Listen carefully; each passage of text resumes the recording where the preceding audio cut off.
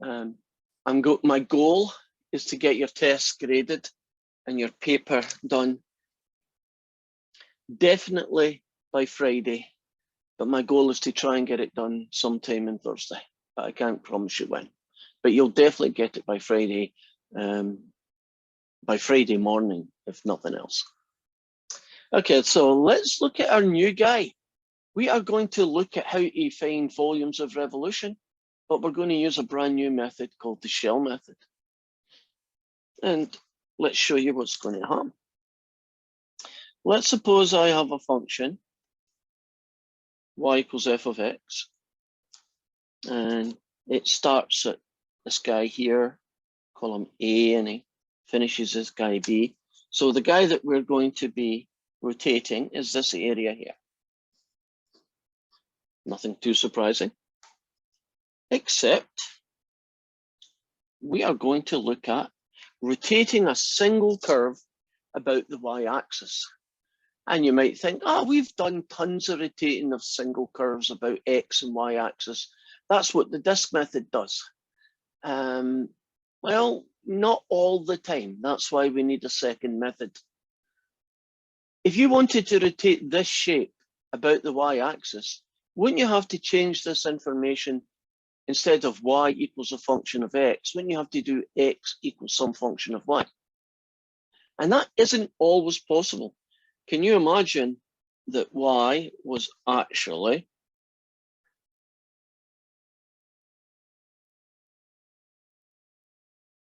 that guy?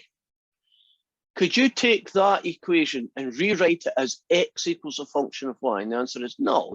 Algebraically, that'd be either impossible or very difficult at least. So we need a new technique.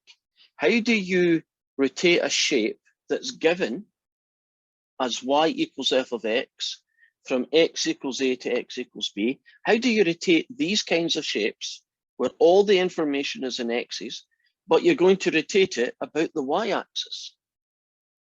Well, the good news is there's a formula. Just like there was a formula when you used the disk method, which is what previous chapter was about. And I'm just going to tell you the formula. And it's the integral from a to b, 2 pi x, f of x, dx. Now, do you notice that that formula doesn't have any y's in it? Isn't everything in x's, including the limits integration? Secondly, isn't this formula not pi f of x squared, which is what you did in the other section? So in this formula is quite different, isn't it? Looks different, and it does a different job. This is how you rotate something about the y-axis. So far, so good. Right. So let's show you some questions where we do exactly that. So here is a version of question 1. The function we're going to do is y equals, let's do it, y equals 2 cosine x squared. And this shape,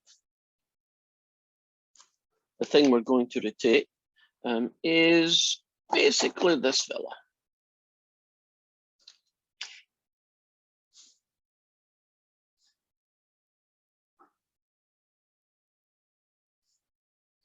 So this shape here is going to be rotated about the y-axis.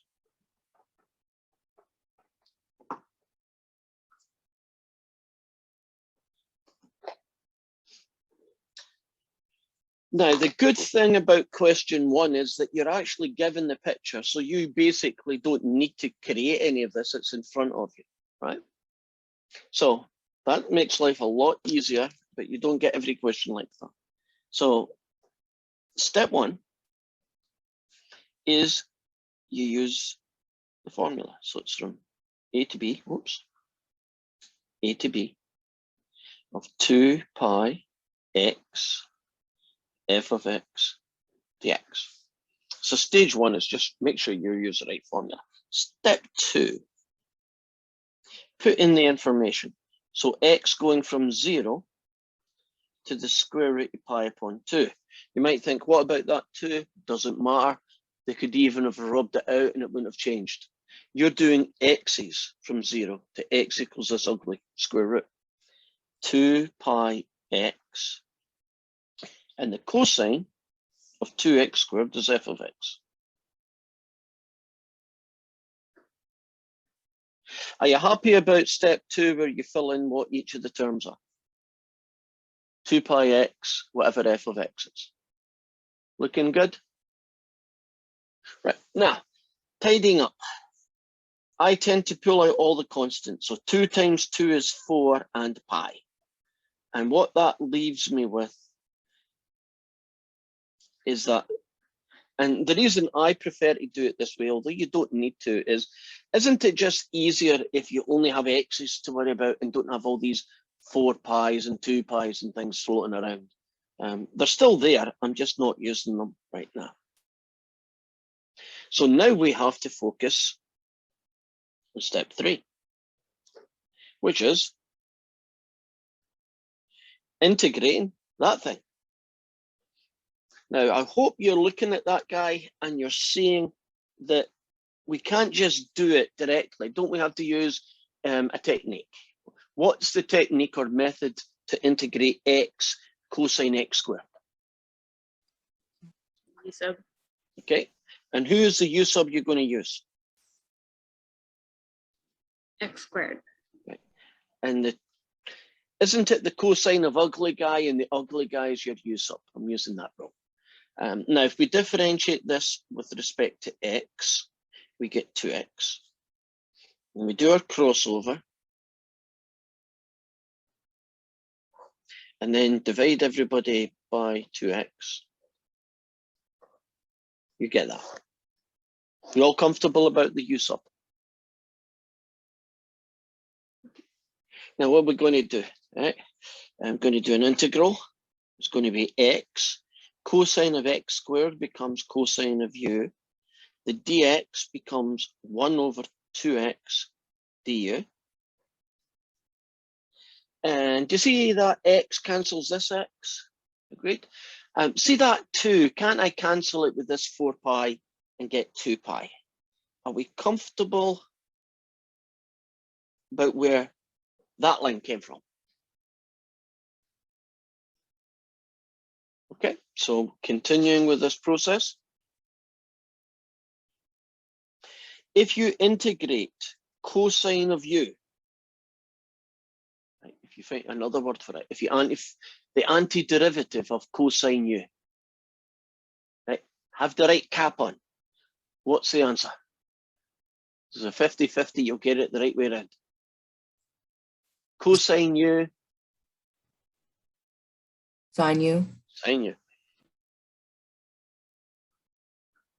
We then replace the sine u with x squared, and that means we can now add in the limits of integration. And you notice that I don't add the limits of integration until we're back to the x's, right? Because if you put them in earlier, there's a temptation for you to plug, you know, this guy here and this guy here, and you have to wait until the x's are. So let's see what we get. We get 2 pi. Okay, I'm going to do two things at once. If x is the square root of pi upon 2, then x squared is this thing squared, and that becomes a sine of pi upon 2, and nothing squared is nothing. Are we happy with that? Okay, we're almost done here. What's the sine of pi upon 2? Sine of pi upon 2. 1. And isn't the sine of 0, 0? And so, wow. Isn't that a nice, pretty answer? Don't expect pretty answers. Isn't most answers 17/320 seconds over pi thingy, aren't they? Isn't that the real kind of ugly answers that you tend to get when you do a typical question? But it is nice that it came out in such an elegant way. Now, if you took the original shape, which is this guy, and you rotated it, wouldn't it look something like this? Wouldn't it look like an igloo? and just to visualize it. Right? And so the volume of that igloo is 2 pi.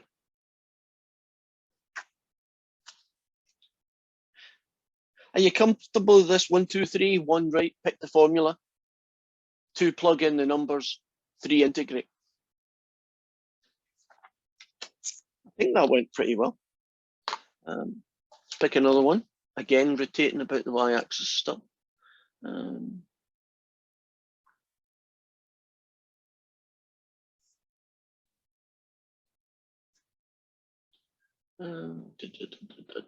Oh, this one is a really, really cool question. Got that guy? Y equals 0. X equals 1. X equals 3. Now, a lot of these questions, I'd probably be, plugging them into Desmos, but this one for speed, plus it's relatively easy. I'm just going to draw the thing. 1 over x looks like that. X equals 1 is here. X equals 3 is about here. And isn't y equals 0 just another name for the x-axis? So when you put that entire package together, haven't they basically just described the region that we're going to rotate? Now, we're being asked to do it, although I haven't written it down, about the x-axis. So we will. And we should be good to go then. Watch this question. It is remarkably cool, in my opinion. It's integral from a to b, 2 pi x, f of x, dx. Even although you probably won't be writing some of this down in your homework, I suggest you do. Learning formula is not easy. So if you write it down 6 or 7 times, isn't it more likely to stick than if you only write it down once and then go straight into the next step? And we're trying to get it to stay in your brain a bit longer than just, one day. So it's integral from 1 to 3. I'm going to pull out the 2 pi. It's going to be x, f of x, dx. Oh, come on. Is that not cool?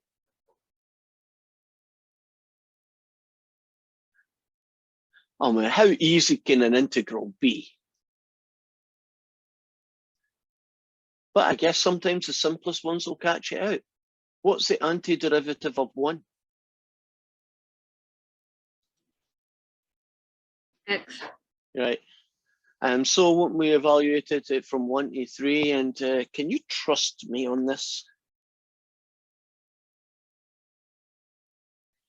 I'll put a ... there. Would you be happy that the final answer is a nice round number, 4 pi?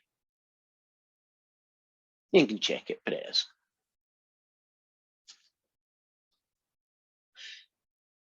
Are we cool with this guy now? That one went really smooth, really nice answer.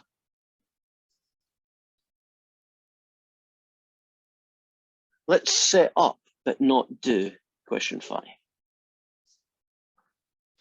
Question 5.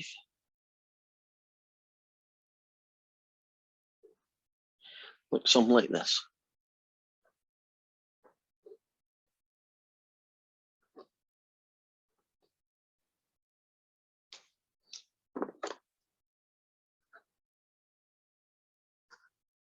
Again, we're still doing, oops, about the y-axis.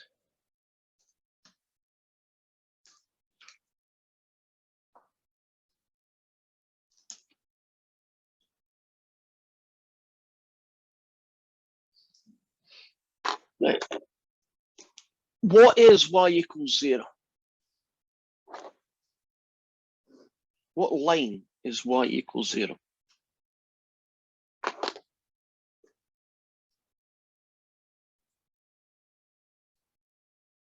The x-axis. Okay. And x equals 0. What line is that? The y-axis. All right. And then if you plug in x equals 0, which I've done, and x equals 1, which is here, can you see when you put the whole package together, we now know what we're rotating? That makes sense?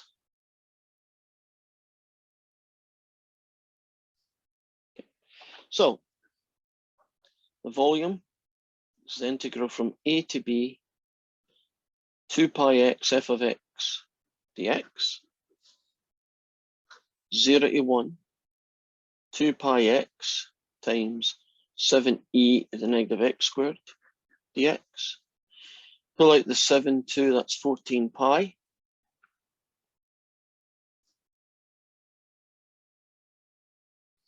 And that's where I'm going to stop this question. What technique will I use to integrate that guy? U sub. Who is the U sub?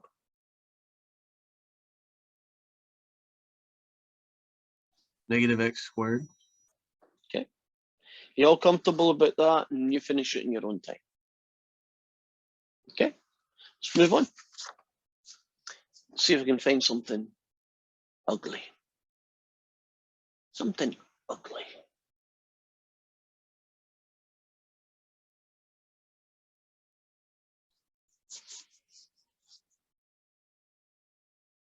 No. Okay. That's as ugly as I can find.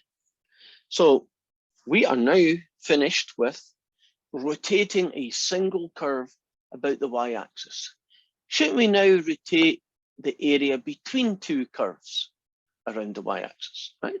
That would seem reasonable. So let's look at that situation now.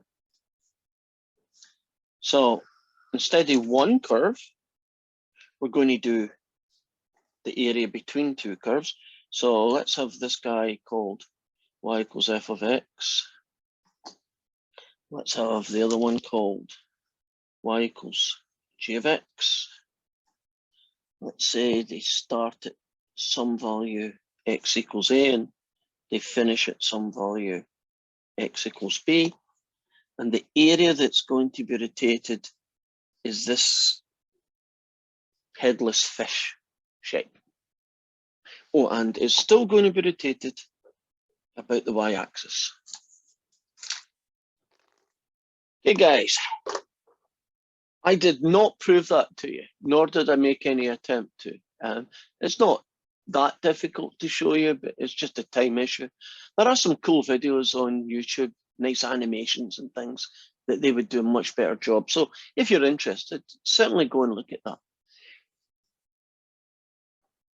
Based on nothing except what's going on here,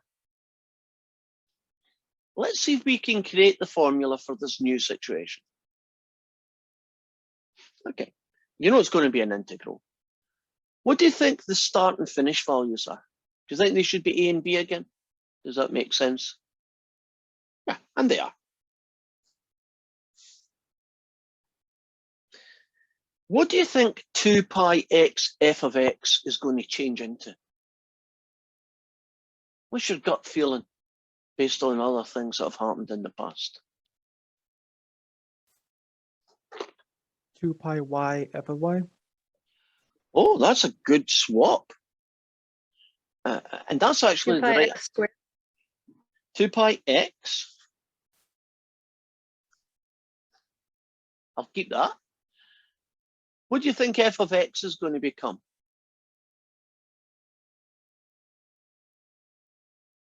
F of x minus g of x. Does that seem reasonable based on the things that are the same and the thing that's changed? Isn't the only thing that's really changed is instead of a single f of x, we now have two f of x and a g of x. That seems reasonable, right? And that's actually the formula. Now, the adaptation of that formula is basically replacing this by this. Actually, isn't that the area between two curves? F of x taken away g of x. Do you notice that f of x should be the top one and g of x should be the bottom one? That also goes without saying. Right. And off you go and you do your formula. So I guess I should pick a question where that happens. This one is question 7, or at least one like it, and it's going to be 4x take away x squared and y equals x. And I guess I could put that into Desmos, but I'm not going to because I think I can sketch it myself. And it's going to be rotated about the y-axis. Well, let's see. 4 minus x squared looks something like that. Great. And y equals x looks something like that. And so the area that is being rotated is that little guy there. Are you comfortable with the area of rotation?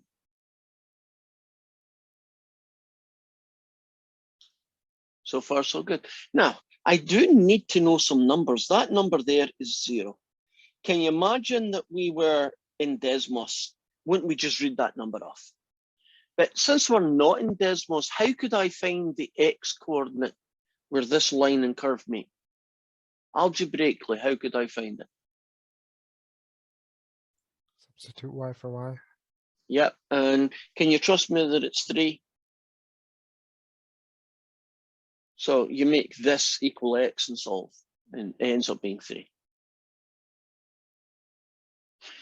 So everything that we need is here.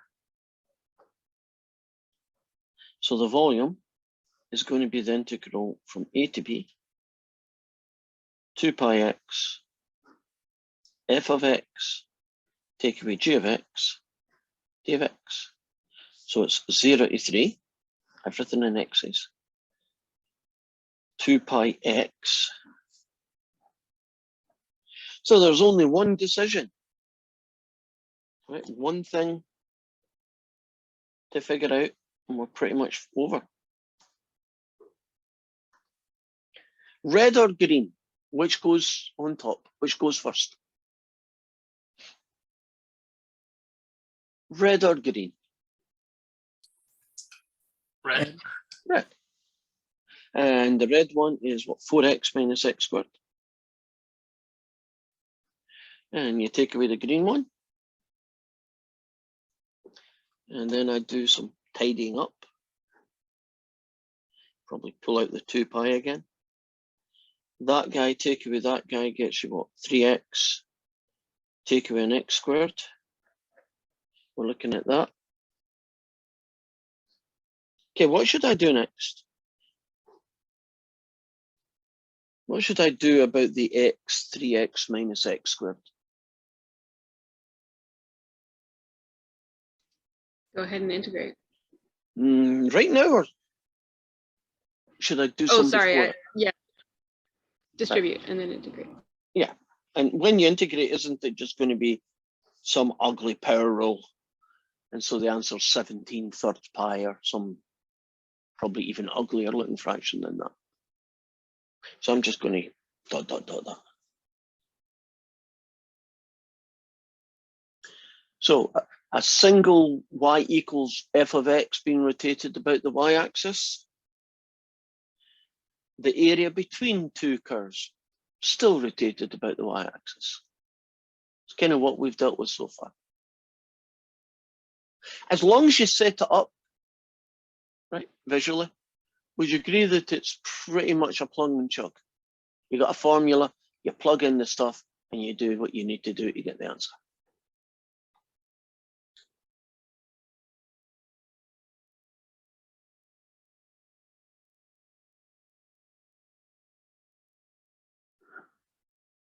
I'm trying to find another one of these.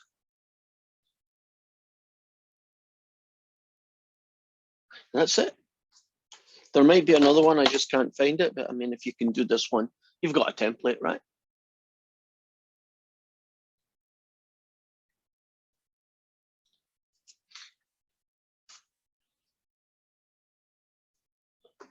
Quick summary. Single curve, rotated about the y-axis. And the formula for that is the integral from a to b of 2 pi x f of x dx. Next one is the area between two curves, rotated about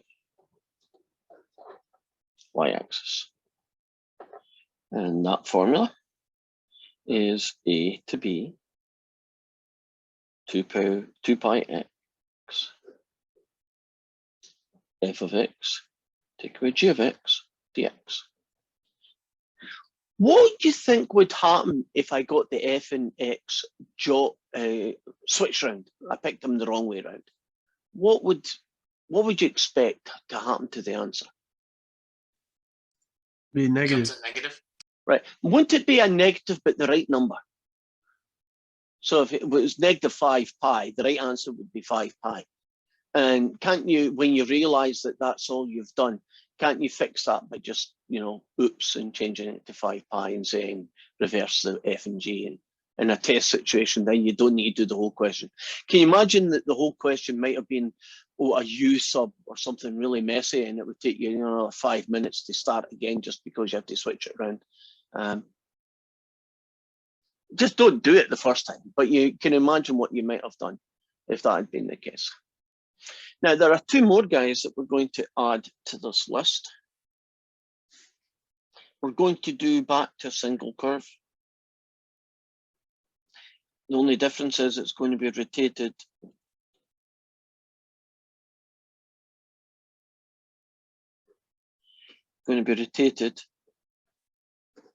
about the x-axis.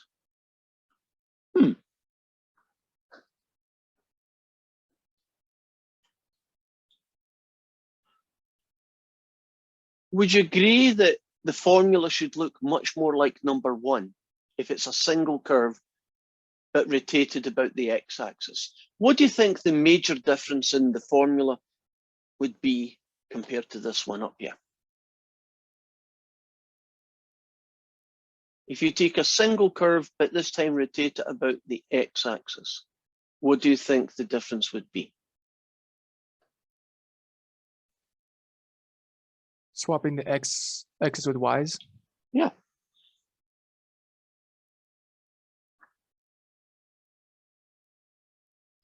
Now, when you get these questions, wouldn't you typically expect the curve to be called x equals y cubed, or x equals sine y, or x equals the square root of y plus 1, right? That kind of name to it, right?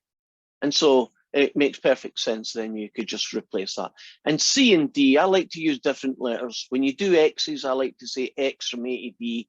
But when you do, the y values, it's from C to D, right?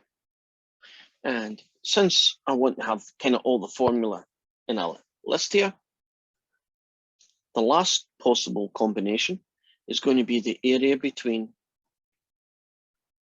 two curves rotated about the x-axis, right? Our last formula.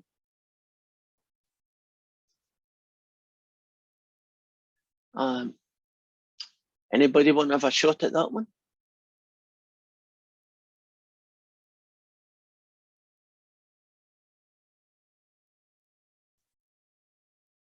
The area between two curves rotated about the x-axis.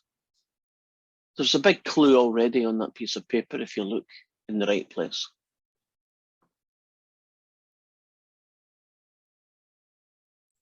Would it just be the same formula as the area between two curves rotated about y-axis, just with y's and then CD? You nailed it. Exactly. Does that make sense? Math tends to be very logical. In other words, patterns are useful. I mean, if you tell me something in X's, I could probably, even if I've never seen the thing in my life before, tell you what would happen if you changed it to Y's, right? There's a kind of symmetry going on where one thing and the other behave in similar ways. And that's exactly what's happening here, isn't it?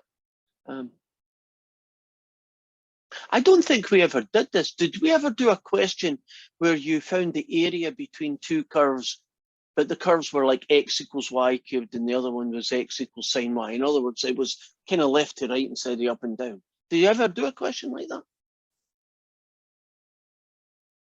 Right. If we didn't, wouldn't it just be f of y take away g of y? Even if we've never seen one, we could have figured out what to do. Okay, let's look at 3 then. So I'm looking at a single curve being rotated about the x-axis. So now I have to go and find one. Where are you hiding?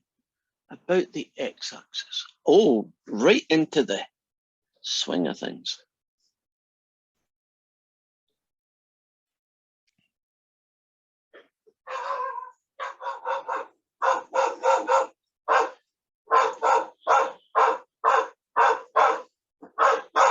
Can you hear my dog right now?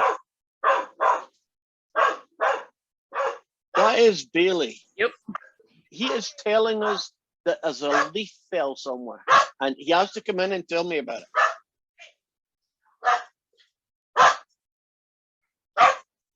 Are you sure he's not down the My wife is, I don't know. She's paying attention to him, so we can just figure out what it is. Okay, now focus. It's nice and quiet. That's a little bit weird. Now, there's the key to how you set this thing up. Since it is about the x-axis, doesn't that mean that I need to make sure that the information that I use is in terms of x or in terms of y? The formula that I use, should it be y cubes and y's and y squareds, or should it be x cubes and x squareds? Which of the two forms is going to be the right form to tackle a rotation about the x-axis?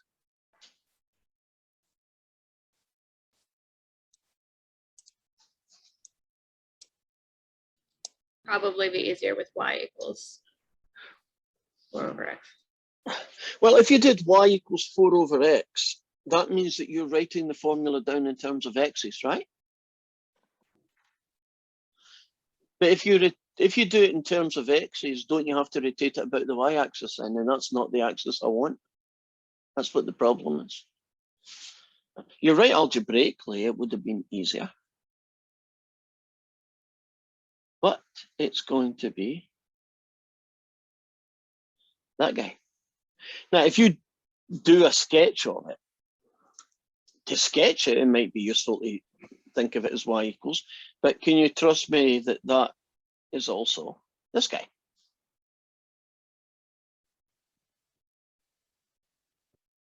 Now, what other things do I know? I know that x is going to equal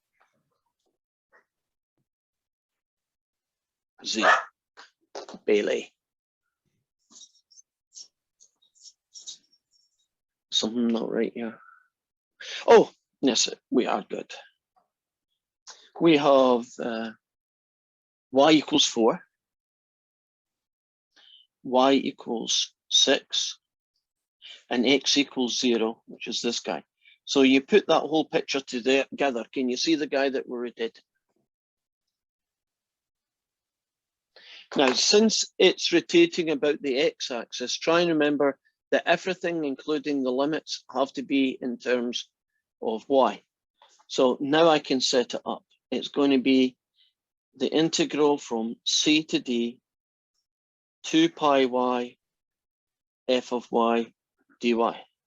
So it's going to be from 46 2 pi y, 4 over y dy. Oh, would you look at that? Oh.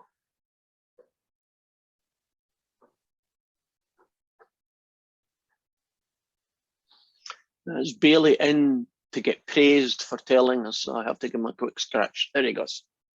Right. Would you agree that's very easy to integrate? And I'm going to tell you the answer. And you're going to tell me how I can do that answer so quickly without integrating anything.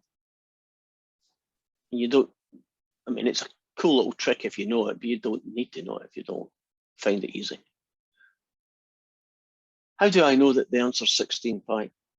What's the shortcut that I used? Did you do 6 times 8 minus 8 times 4? And then I get That- you. That would work. You're right. I just did it a little bit differently, but that would have worked. Yes. I did it even less than that.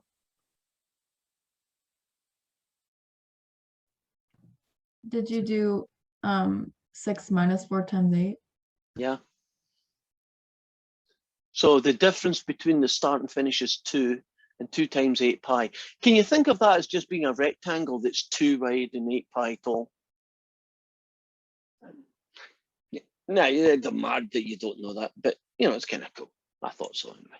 Let's try one that's a little bit more obvious, because the information is given to you in a way that should make you say, I know what is going on here.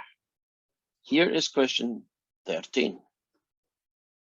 X is equal to negative 3y squared plus 15y, take away 12, and all else that I've been given is that. Oh, and of course it's being rotated about the x-axis. Would you agree that the way that guy there is written, that it's pretty obvious that it's going to be rotated about the x-axis? So I'm going to have to just go to Desmos, because I don't know what that guy looks like. Would you agree that guy's probably dead hard to draw just looking at the equation, right? So I'm not even going to try, because I'd be wrong. So if you bear with me for just a few seconds while I set up Desmos.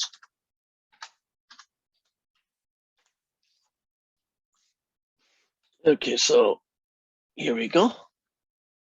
And let's show you Desmos.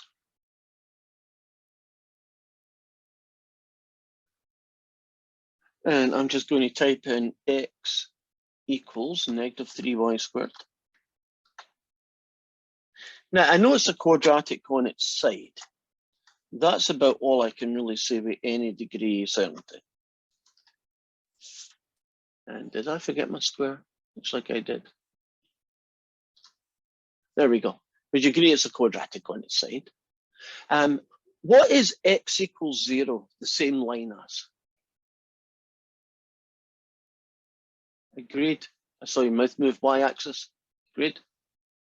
So, aren't we talking about this bump in here? You see it? Now, if you use Desmos, can you see that's at 1 and that's at 4? So I'm doing a quick sketch of that.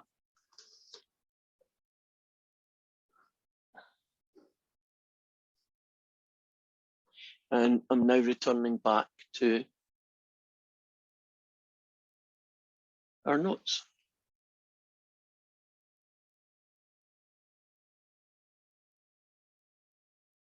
So are you comfortable how you plugged that into Desmos, figure out what it looked like, and I used Desmos to find that was 1 and 4 as well. And it's going to be rotated about the x-axis. And this function is that rather long-winded quadratic. And so the volume is going to be the integral from 1 to 4, 2 pi y, f of y,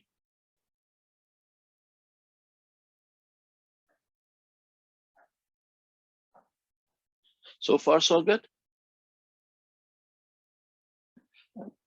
I'm going to pull out the 2 pi.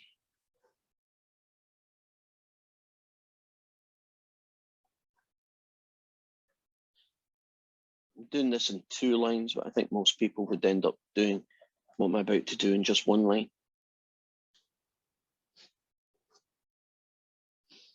A little minor thing, but it does need to be done, what am I going to do with this expression here to make it easier to integrate?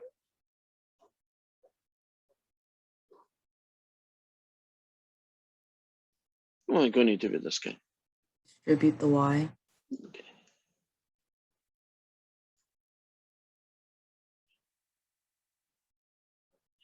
Would you agree that's just going to be one ugly power rule?